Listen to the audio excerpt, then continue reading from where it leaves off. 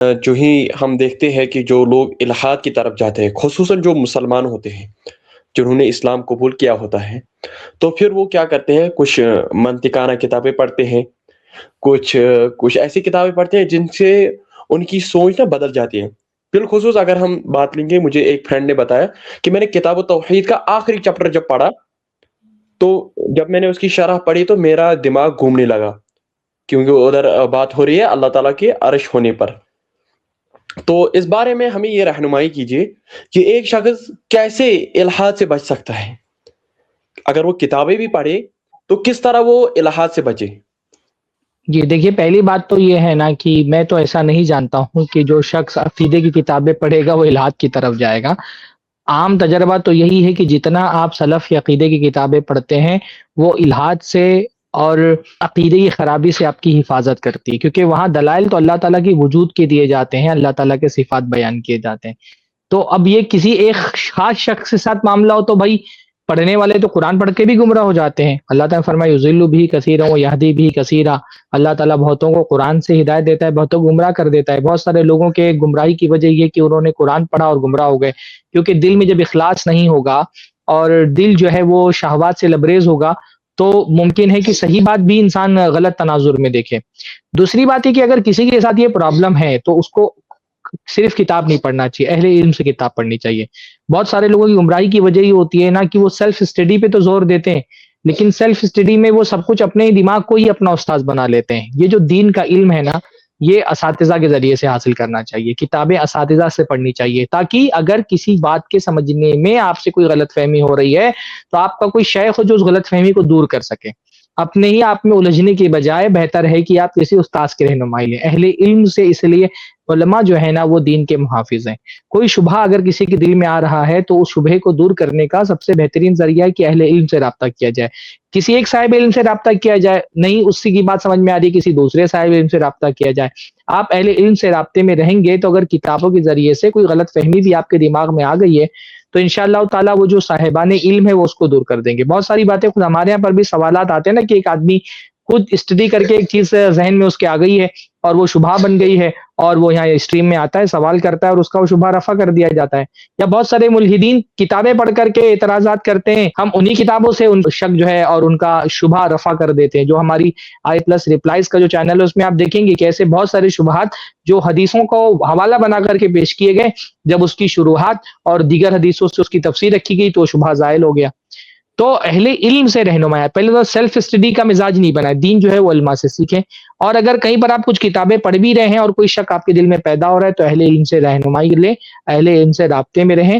علماء جو ہے نا وہ امت کو فتنوں سے بچانے والے ہیں، اس لیے رسول اللہ صلی اللہ علیہ وسلم نے فرمایا کہ جیسے جیسے علماء کم ہوں گے امت جو ہے نا وہ فتنوں میں گھرتی چلی جائے گی۔ اچھا، یہاں پہ یہ بھی جوڑنا چاہوں گا جو شیخ سرفار نے کہا کہ کوئی کتاب اگر آپ پڑھ بھی رہے ہیں، کوئی کنفیوژن ہے تو آپ علماء سے پوچھیں، لیکن کوئی ضروری نہیں کہ آپ کنفیوژن کو ڈیٹیکٹ کر لیں۔ کنفیوژن آئے، آپ گمراہ ہو گئے اور آپ اس کو ہدایت سمجھ رہے ہیں، اس لیے عالم کی ضرورت ہے۔ وہ عالم آپ کو بتائے گا کہ یہاں آپ غلط جا رہے ہو۔ اگر آپ نے استاد نہیں رکھا تو آپ نے غلط پڑھ لیا، غلط سمجھ لیا اور اسی کو آپ ہدایت سمجھ کے بیٹھ جاؤ گی۔ اس لیے دنیا میں کبھی بھی بغیر استاد اور بغیر معلم کے کسی بھی چیز کو پڑھانے کا رواج نہیں رہا ہے، چاہے دین ہو، چاہے دنیا ہو، چاہے سائنس ہو، ٹیکنالوجی ہو، کوئی بھی ہو۔ بغیر استاد سے کہیں کوئی سیٹ اپ آج کی دنیا میں بھی موجود نہیں ہے کہ بغیر استاد کے پڑھایا جائے۔ اور ایسے ہی کرنا ہوتا تو اللہ تعالیٰ قرآن مجید سب کے گھروں میں نازل کر دیتا، حدیثیں نازل کر دیتا، پڑھو سیکھو، لیکن اللہ نے ایک معلم تیار کیا، پھر معلم کے حوالے کیا کہ یہ معلم دین سکھائیں گے، معلم نے افراد تیار کیے، پھر ایسے ہی یہ سلسلہ، یہ چین چلتا رہا، قیامت تک جائے گا کہ معلم ہی لوگوں کو دین سکھائیں گے۔ اس لیے معلم استاد بہت ضروری ہے۔ اصل خناس بعض دفعہ ایسا ہوتا نا کہ لوگوں کے دل ہی میں ہوتا ہے آلریڈی۔ جیسے اب ایسے لوگوں کا کیا ہوتا ہے، وہ سورہ یوسف پڑھیں گے تو پاک دامنی کی طرف ان کا ذہن نہیں جائے گا کہ وہ یہ سوچیں کہ اسے پاک دامنی کی تعلیم ملتی ہے، کیسے یوسف علیہ السلام نے اس مکر سے، اس فریب سے اپنے آپ کو بچایا اور کیسے اللہ کو یاد کیا، بلکہ وہ ان کے مائنڈ میں یہ آنے لگتا ہے نا کہ ایسے موقع سے فائدہ کیسے اٹھایا جا سکتا ہے۔ یعنی وہ اپنے آپ کو وہاں تصور کرنے لگتے ہیں کہ یوسف علیہ السلام کی جگہ پہ ہم ہوتے تو یہاں موقع تھا۔ تو کچھ لوگوں کی تو طبیعت میں ایسی چیز ہوتی ہے کہ جانا پیغام قرآن کا ہے کچھ اور، پیغام حدیث کا ہے کچھ اور، لیکن اس میں تلاش رہے ہیں وہ کچھ اور اپنے مزاج کی چیز۔ ایک تو یہ ہوتا ہے، ایک چیز یہ ہوتی ہے کہ بھائی دعا بھی کرتے رہنا چاہیے انسان کو نا، اللہم یا مقلب القلوب ثبت قلبی علی دینک۔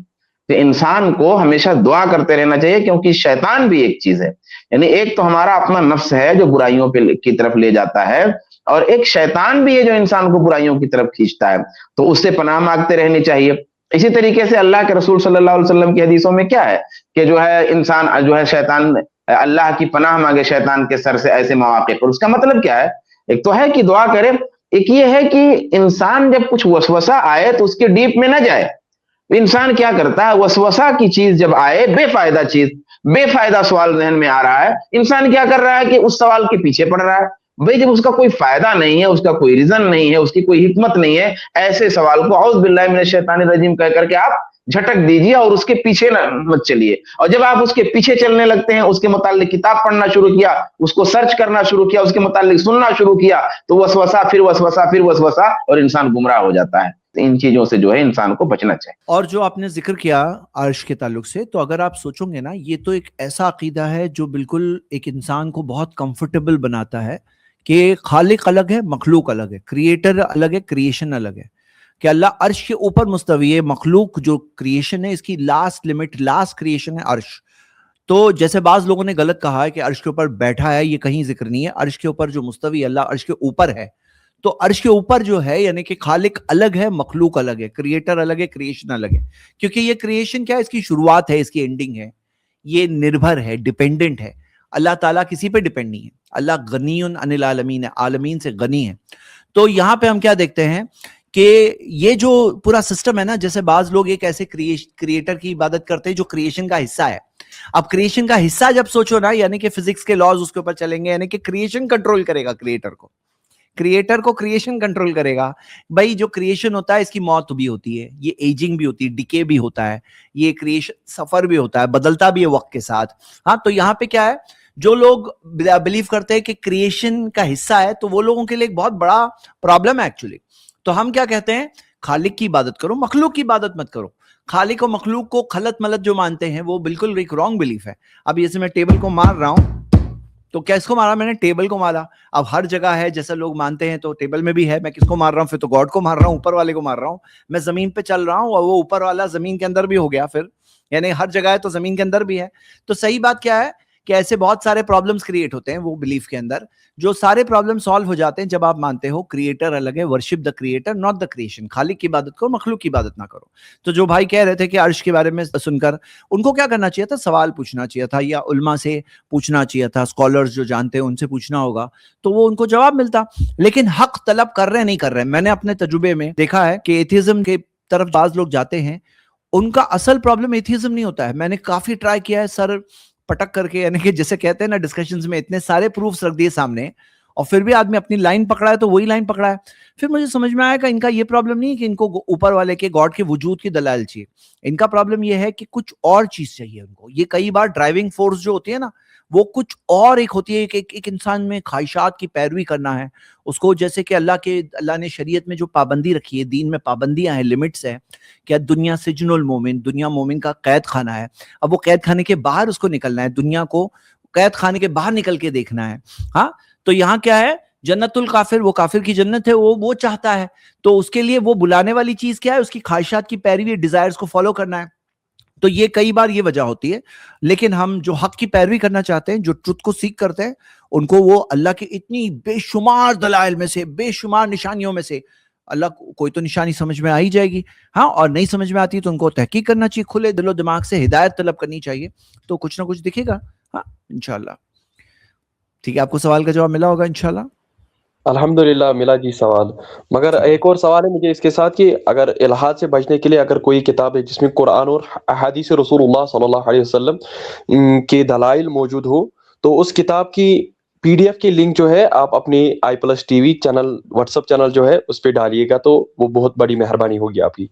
ٹھیک ہے، اس موضوع پر کئی کتابیں، لیکن کیا ہوتا ہے نا، کیا بیماری ہے، ہر بیماری کے الگ الگ ٹریٹمنٹس ہوتے ہیں، تو وہ دیا جا سکتا ہے۔ جیسے کچھ کتابوں کا ذکر ہم نے اسٹریم میں بھی کیا تھا، ابھی اگر کوئی ریپیٹ کر دے۔ ایک بہت الحاد کے موضوع پر ایک بہت اچھی کتاب ہے شیخ صالح سندھی کی، شعبان بھائی نے اس کا الحمدللہ اردو میں ترجمہ بھی کیا ہے، تو وہ بہت ایک مفید کتاب ہے الحاد کے موضوع پر انشاءاللہ تعالیٰ. کیونکہ الحاد کے موضوع پر اصل میں ایک بہت بڑا مسئلہ یہ ہے کہ کتاب لکھنے والے الگ الگ افکار کے لوگ ہوتے ہیں، تو یہ بہت ضروری ہے کہ الحاد کے موضوع پر اگر کوئی کتاب آپ پڑھ رہے ہیں تو کسی معتبر عالم کی کتاب پڑھیں جس کا خود اللہ تعالیٰ کے بارے میں عقیدہ درست ہو.